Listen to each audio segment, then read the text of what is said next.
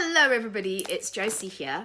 I am going to be doing a book review on I suppose kind of on the series a little bit, but specifically focusing on the last book, well, current last book, hopefully not last book, but the third book that's out in the Becky Chambers kind of space series. So for those of you that aren't familiar with the series, it is sci-fi, kind of sci-fi fantasy, and basically you have these, so there's 3 books at the moment that I have here, and they all are connected, so they're all in the same kind of I guess universe. So it's set very much in the future. The basic premise is that as humans we've managed to destroy Earth, of course we have, and you know, we've colonized, we've gone out into space, and there's different species out there. It's very much, I guess, if I compare it to kind of, you know, Starship Enterprise type of Star Wars, Star Trek, more Star Trek, not so much Star Wars, I would say. You know, Firefly, Star Trek, that kind of thing. So you have different planets, you have different species, you have different colonies and different inhabitants, which is all, I find it really interesting, like wrapped around the series. But what I really love about the series the most, for me, is that these books are written with a lot of heart. So you're not focusing on necessarily a lot of action or big sort of space wars or anything like that. You're really focusing in on the people and the relationships of these characters in these books. While you've got all of this as the backdrop, while you might have a spaceship, a planet, whatever it is as the backdrop, or something that happens in space, really these stories are about the friendship, the love, the you know, the interspecies kind of relations. It's really about, you know, heart and soul rather than a lot of kind of action. So if you're looking for sci-fi that has a lot of kind of action and fighting and things like that in it, these are probably not the books for you. But if you're like me, where I like sci-fi as kind of a backdrop, and I love the idea of space and colonization of space and different species, but I love reading about, you know, the people, they're not necessarily all humans, obviously, but about kind of that heart and soul, about relationships, and about really the kind of the deeper stuff rather than it just being about, you know, aliens and fighting. So this month I read this book over here, which is A Record of a Spaceborne Few, which is the 3rd book in the series that's come out. And let's enjoy sprayed edges, because I'm trash for sprayed edges. These 3 books, like I said, you can read them individually. So you could just read this one. You can read them out of order as well, although I would say I read them in order. So this is the very first book. This is The Long Way to a Small and Angry Planet.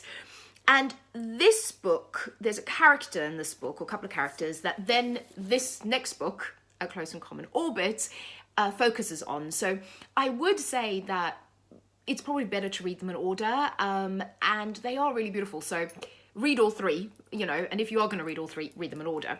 But you don't necessarily have to if you don't like things ordered that way. The other thing about these that I love is you have this, Becky Chambers does this wonderful job of kind of gender discussion in a way. You have this idea of the future where gender doesn't really matter that much. So in the first book, you have a really beautiful, like, female-female romance. You have these kind of species that are very much gender fluid. You have different ideas of what it means to raise families, how children are born, how children are raised, what a family actually is, and what a family looks like. That a family is not necessarily just blood, but, you know, who you choose. So I love all of that. And in this 3rd book here, this one actually focuses on the humans that have gone, and they have left Earth, and now they're in spaceships, or they've colonized, and it really focuses on that idea that, you know, we used to be humans, we used to live on a planet, we have all these kind of customs, you know, and if this were to happen in 100 years down the line, what would that society look like? What would we keep? What wouldn't we keep? And a part of this, what's really cool, is you have an alien species, someone who's a researcher, come in and come to this spaceship where you've got this human colony, and kind of it's interspersed. You've got like a record that this archivist, I guess you want to call him, her actually, is keeping, is kind of talking about their observations about humans, and about it's a really interesting observation around you know, how human families and how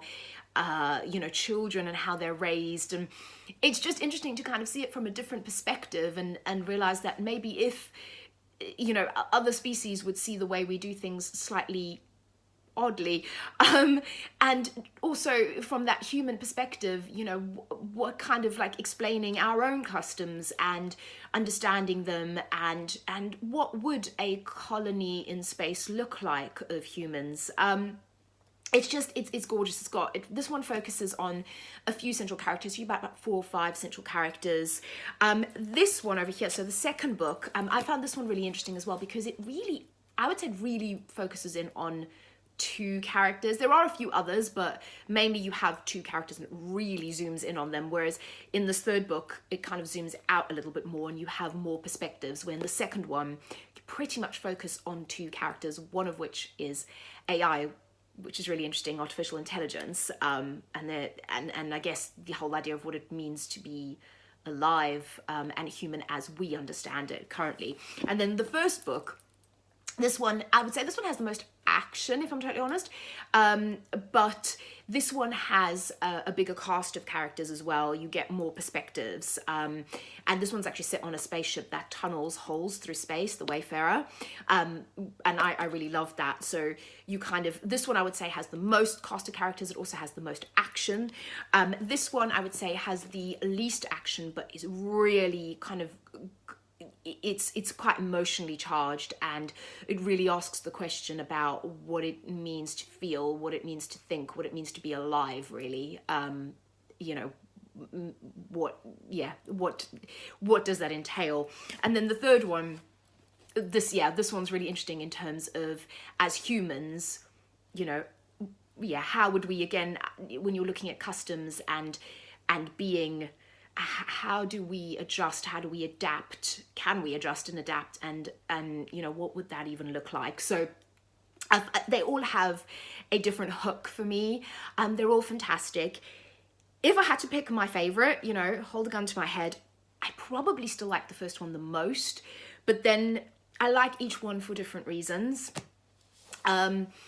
There's not a lot of romancy in these 2, I would say. There's more in the first one, but like I said, they all have a different focus. They all, it's so interesting, it's so poignant, and I just love the way that Becky Chambers writes, and I'm dying to read more in this universe. I think I saw she has a short story coming out. I'm hoping there's more, because I do think there is a bit of an endless well of characters and, you know, things and situations that she could explore in this world, and I really enjoy it. This is by far my favorite sci-fi series that I've ever read.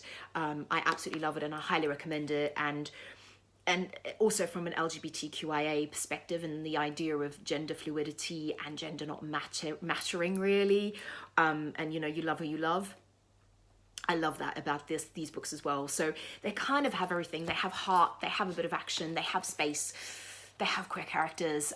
They are fantastic. So yeah, so I would highly recommend all 3 of these books. Please read them. Becky Chambers is amazing. Love the series. If you've read them, comment below. If there's anything that you think is kind of like this that you think I would like, please tell me. But that's it for now. I will speak to you all again very soon. Bye bye.